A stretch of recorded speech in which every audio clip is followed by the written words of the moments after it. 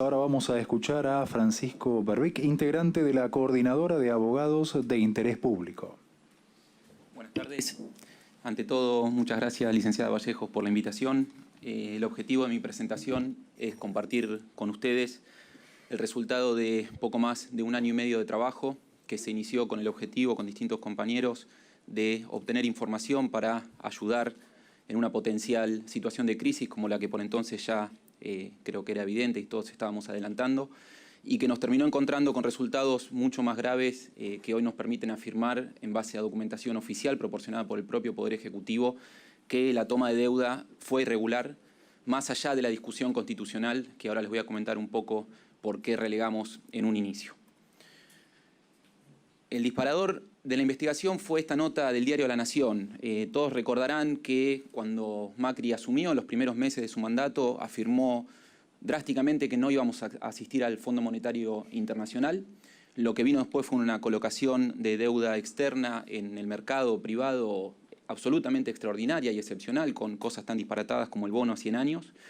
Y de un día para el otro, el 8 de junio del año 2018, el presidente anunció que íbamos a volver al Fondo Monetario Internacional.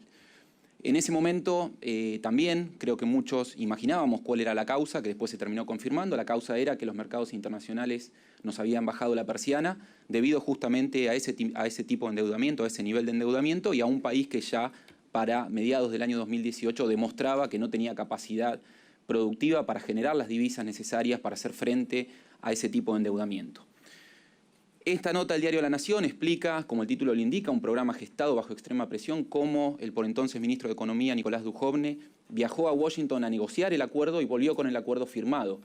Destaca y detalla en una serie de puntos cómo fueron las distintas reuniones con los miembros del staff del fondo, con distintos funcionarios, y, como les digo, anuncia la firma del fondo. Esto a nosotros, por supuesto, nos generó muchísimas dudas. La primera pregunta es cómo puede ser que esto no pase por el Congreso. Que esa fue una duda que fue muy ampliamente compartida y que hubo distintos planteos judiciales, tanto en sede contencioso administrativa como penal. La licenciada Vallejo fue una de las que avanzó este tema con el doctor Barcesat, Lozano también, Juan Grabois luego en sede penal, también Lozano en sede penal. Pero además de eso, lo que a nosotros nos llamaba la atención era, bueno, pero ¿por qué 50.000 millones de dólares? Y no 2.000, o 10.000 o 100.000. ¿Qué tipo de estudios se llevaron a cabo para poder saber cómo íbamos a pagar esa deuda? Insisto, en un contexto donde estábamos absolutamente enterrados con la deuda colocada en el mercado privado. ¿De qué manera se había llegado a determinar esa decisión administrativa? ¿Había una decisión del presidente que hubiera definido que íbamos a volver al Fondo Monetario Internacional? Porque lo único que teníamos hasta ese entonces eran noticias periodísticas. Frente a todas estas preguntas, empezamos con una estrategia de trabajo que fue distinta a la del planteo constitucional por violación abierta, que compartimos también, por supuesto, violación abierta de nuestra Constitución Nacional. Es impensado que una deuda de estas características no pase por el Congreso y creemos que el artículo 60 de la Ley de Administración Financiera, que es la norma invocada por el Poder Ejecutivo para poder ejercer estas competencias, es manifiestamente inconstitucional.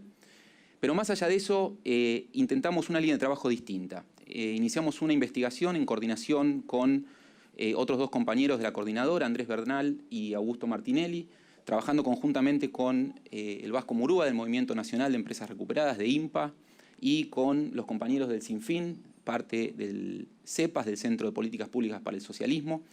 Empezamos a pensar cómo encontrar la información, porque para ese momento no había absolutamente nada publicado de qué es lo que había pasado en Washington, insisto, más allá de esta nota del diario La Nación y de otras notas colaterales que replicaban la misma información. En 1 año y medio de trabajo iniciamos 3 líneas distintas, una primera causa judicial, que es la causa Murúa, una segunda causa judicial que derivó después de un pedido administrativo, que es la causa Codiani, y además presentamos un pedido administrativo ante el Banco Central. Les voy a comentar ahora muy rápidamente el desarrollo de estas 3 líneas de acción y también qué es lo que encontramos al final del día. Como primera medida, frente a la absoluta desinformación que había sobre el tema, lo que iniciamos fue un amparo directo en sede judicial para pedirle al Poder Ejecutivo que nos informe y que nos entregue el texto completo de todos los documentos oficiales y que nos informe los alcances concretos del acuerdo que estaban anunciando. Frente a eso, el Poder Judicial rechazó la demanda en una sentencia de 1 página y media porque no habíamos ido antes a sede administrativa. La Ley de Acceso a Información Pública exige el paso por sede administrativa. Nosotros nos ocupamos de argumentar por qué no habíamos ido a sede administrativa, fundamentalmente por una cuestión de inutilidad y por una cuestión de urgencia, obviamente. Como les digo, en una página y media, en julio del año 2018, el Juzgado Federal rechazó la demanda. La Cámara confirmó ese criterio también en una sentencia de 3 páginas, 4 páginas, muy poco tiempo después. Y frente a eso presentamos un recurso extraordinario federal para llevar el tema a la Corte. Y acá pasó algo bastante curioso. En este recurso extraordinario federal, lo que hizo la Cámara Contencioso Administrativa, la Sala 3, fue correrle el traslado al Estado. Lo quiso escuchar al Estado a ver qué decía sobre esto. Digo que es curioso porque el Estado hasta ese momento no era parte del juicio, porque nosotros estábamos como una mosca rebotando contra el vidrio, tratando de entrar al sistema judicial todavía. Y el Estado respondió al recurso extraordinario federal. Después de plantear una serie de argumentos totalmente irrelevantes para el tema, lo que nos dijo fue que la información que estábamos solicitando estaba toda publicada y nos remitió a un sitio web, que es el enlace que pueden ver ahí en ese documento, que es un enlace del Ministerio de Economía, donde lo único que había publicado era la carta de intención y los memorandos adjuntos del primer crédito stand-by. Esta contestación la presentaron tarde, un día tarde. Entonces volvieron a presentarse y volvieron a insistir con esta idea y le pidieron al Poder Judicial que no intervenga en el caso, diciendo que la causa era abstracta. Este es un término muy técnico, pero lo que significa es que no había conflicto para resolver. ¿Por qué? Otra vez, porque toda la información que había sobre este tema ya estaba disponible y estaba en ese enlace del Ministerio de Economía. Insisto, lo único que había en ese enlace del Ministerio de Economía, que es lo único que hay publicado por el Estado Nacional hasta el día de hoy, es la carta de intención y los memorandos adjuntos. La carta de intención dice claramente que los adjuntos, los memorandos técnicos y de política financiera que se acompañan son hitos que deben usarse para el diseño del acuerdo. Es una carta de intención, la intención del Estado Nacional de endeudarse. Esto exige, obviamente, es un documento preparatorio y exige o la firma de un contrato bilateral a la vieja usanza o, en este contexto internacional, cuanto menos la aprobación por parte del FMI. Lo que está muy claro es que no puede ser, como lo dice la propia carta de intención, que la única documentación vinculada con la toma del crédito fuera esa. Cuando se publicó la carta de intención, hasta el momento que iniciamos la primera demanda no había absolutamente nada. Cuando se publicó la carta de intención, iniciamos con Eduardo Codiani, que está presente aquí, que es el coordinador del Centro de Estudios para la Integración Financiera, iniciamos otro pedido de acceso a información pública. Ahora sí en sede administrativa y ahora sí muchísimo más detallado.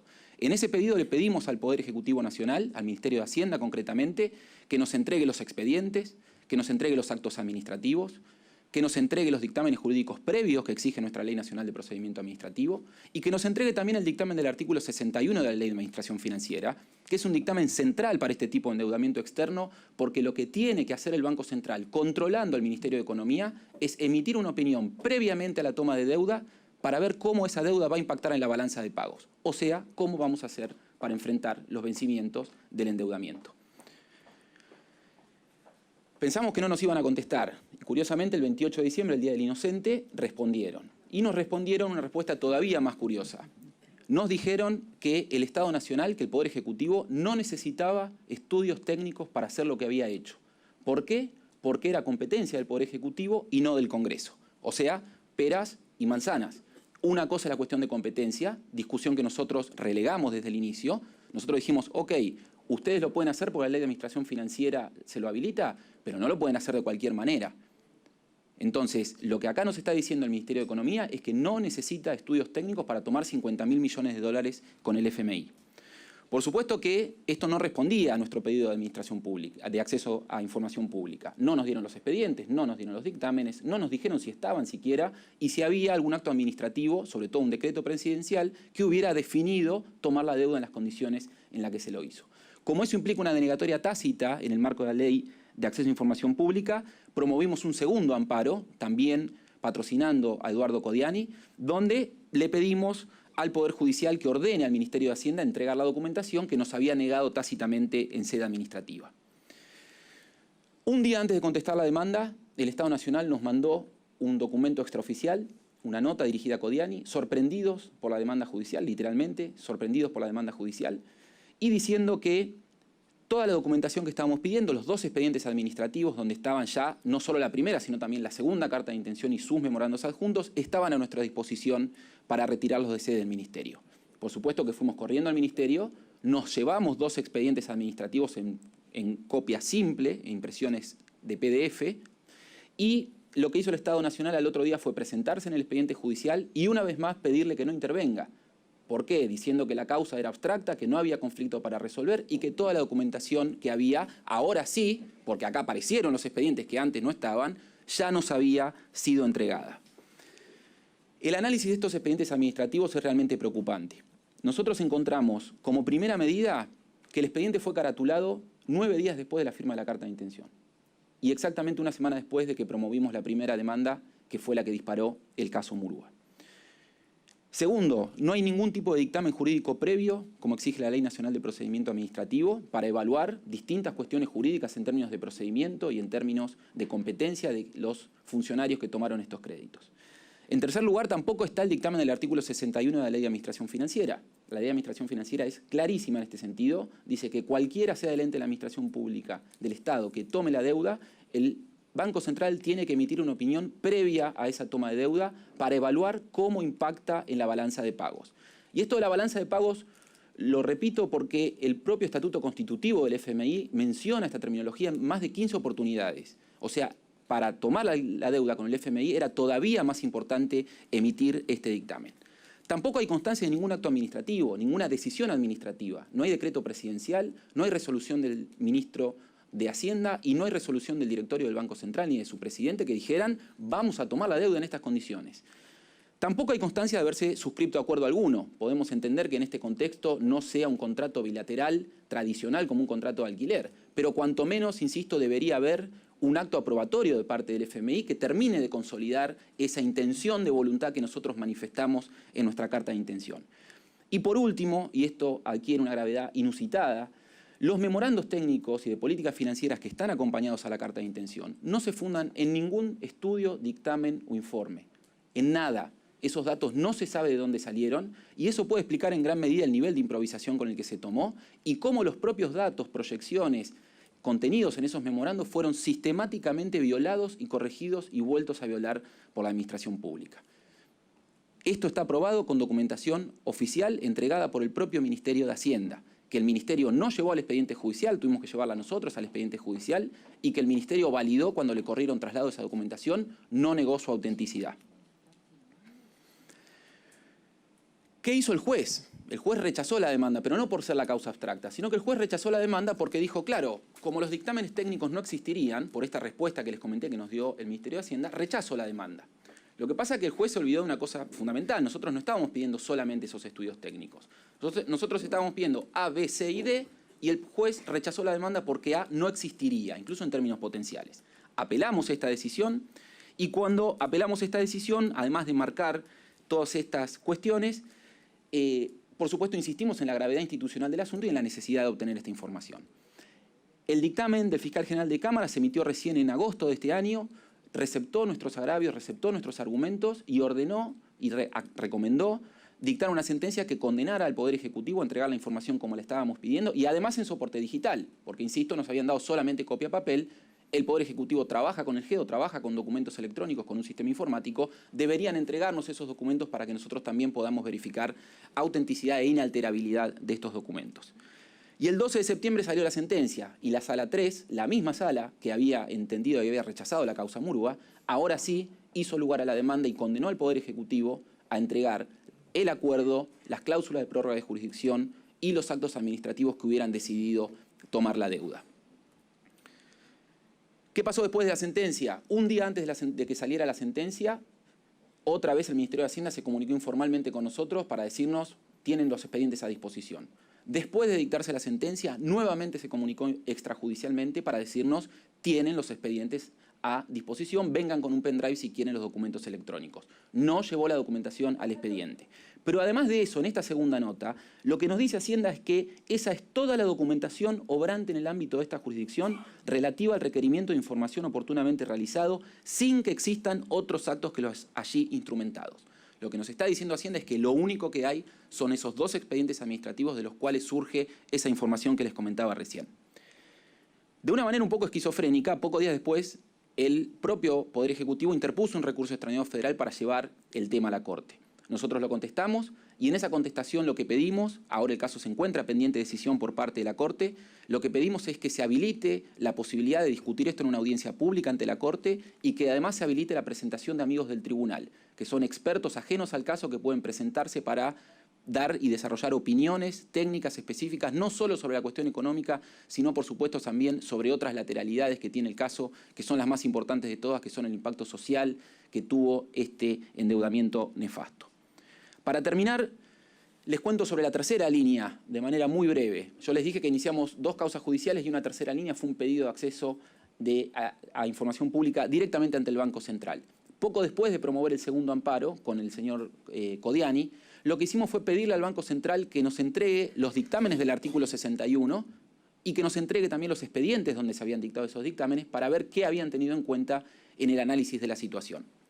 El Banco Central nos contestó una respuesta también preocupante y que creo que termina de confirmar también la sospecha de que el FMI fue cómplice de esta estafa, donde nos dice que la firma de la operación en cuestión, antes de esa firma, esta institución llevó a cabo conjuntamente con el Ministerio de Hacienda, o sea, a quien tenía que controlar, y conjuntamente con el FMI, o sea, con su acreedor externo, llevó a cabo una evolución conjunta y que por eso firmó directamente la carta de intención y que aparentemente, suponemos, porque no surge de esos memorandos adjuntos, esa información habría surgido de alguna fuente oficial desconocida. Lo que demuestra esto de alguna manera es que, más allá de la discusión constitucional, que compartimos y suscribimos, que esto debería haber pasado por el Congreso, aún cuando concedamos la cuestión de competencia y pensemos que el Poder Ejecutivo podía tomar esta deuda, lo hizo de manera absolutamente irregular. Y en un sistema democrático, esto sabemos todos también, los medios son tan importantes como los fines. Los gobernantes elegidos democráticamente tienen discreción para evaluar mérito y oportunidad y para tomar decisiones porque tienen legitimidad política para hacerlo. En eso estamos todos de acuerdo. Pero no pueden hacerlo de cualquier manera. Hay leyes y procedimientos administrativos que el gobierno debió seguir y violó abierta y groseramente en toda la tramitación de los 2 créditos que hoy nos tienen en la situación que nos tienen. Todos los resultados de esta investigación están disponibles en una base de datos que también organizamos con la coordinadora. Están todos los documentos oficiales, las 2 causas judiciales, la causa administrativa y también las repercusiones que tuvo, sobre todo la sentencia de la Cámara, que en sede internacional tuvo muchas repercusiones. Aquí pasó un poco más desapercibida porque se dictó justo el mismo día de la sanción de la Ley de Emergencia Alimentaria. Muchas gracias.